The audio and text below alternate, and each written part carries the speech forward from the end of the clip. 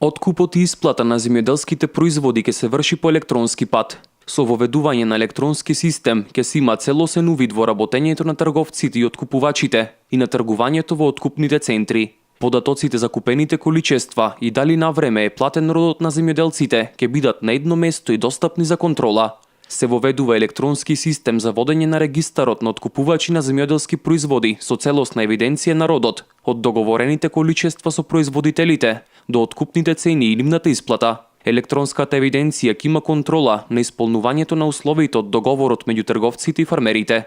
Бројот на договорите кои ќе се внесуваат во системот на годишно ниво се очекува да се движи помеѓу 50 и 100.000, а бројот на вкупните тргувања се очекува да изнесува и неколку пати повеќе.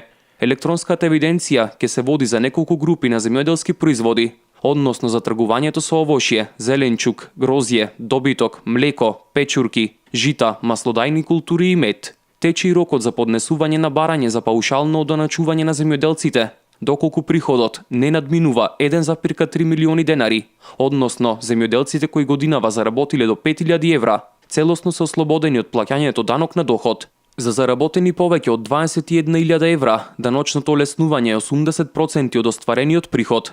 Доколку земјоделската дејност е дополнително занимање, исто така се плаќа 80% помал данок.